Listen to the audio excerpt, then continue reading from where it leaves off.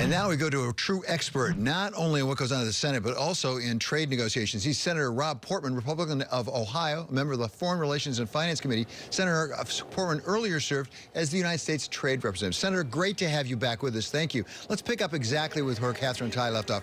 None of us can disagree with being strategic. That sounds like a good idea. What does that mean when it comes to our tariffs on China, particularly at a time we're trying to get costs down because of inflation?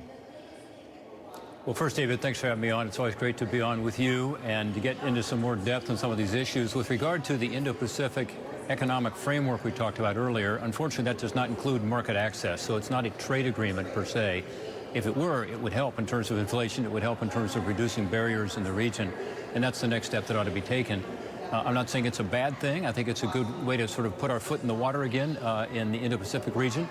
With regard to the tariffs from China, remember, those were based on a Section 301 investigation, which found that China was unfairly trading in those products and others. So it's based on fairness. It's not based on national security or other things such as Section 232. So we need to deal with that. On the other hand, I think it's in our strategic interest to have an exclusion process where, as an example, if you are an importer of one of these products from China, you're facing a 25% tariff, and you cannot find that product here in the United States, which is the case in some cases, then that tariff would no longer apply. In other words, if there's not any competition with an American company making the same product. But where there is competition, which is most of these cases, and China's not playing by the rules, I don't think you want to take away this tool of Section 301 and the ability to put tariffs on China to help to level the playing field. So fair enough on the fairness point on Section 301 with respect to China. Come back to the IPEF, if we could, for a moment. You mentioned market access, which is not part of this. It's not sort of lowering tariffs, as it were. Right. Would you be in favor of that? And maybe even more important than what you would want,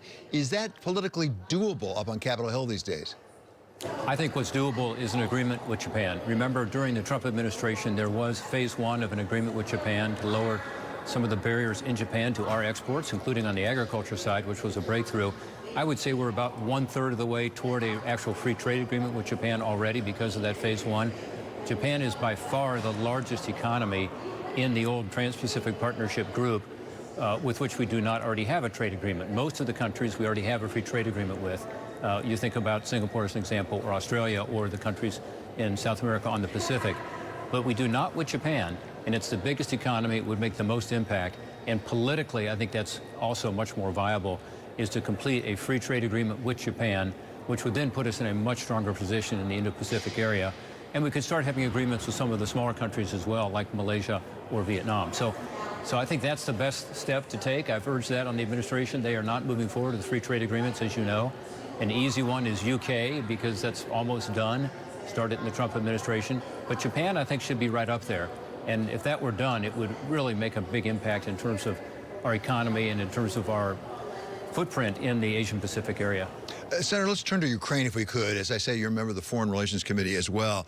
There's a lot of talk we're hearing right now from the United States, but also from Europe, from the UN even, about the blockade of grain and other foodstuffs coming out of Odessa over there. Is there any realistic prospect of opening up that blockade? There are reports in the British press, at least, that maybe they might even send in warships to force the issue. Well, that would be great. It is a crime what is happening in Ukraine, and on so many levels. But one is that the Russians have effectively made Ukraine into a landlocked country by blocking these ports into the Black Sea, Odessa being the single most important one.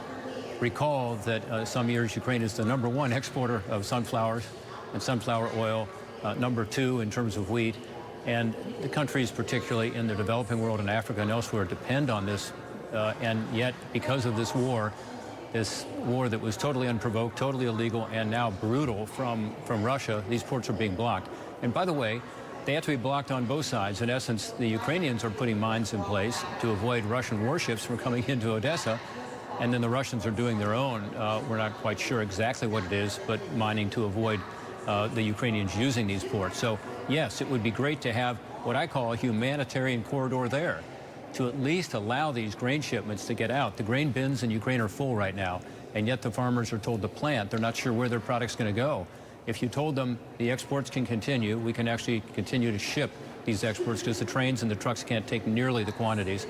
That would make a huge difference.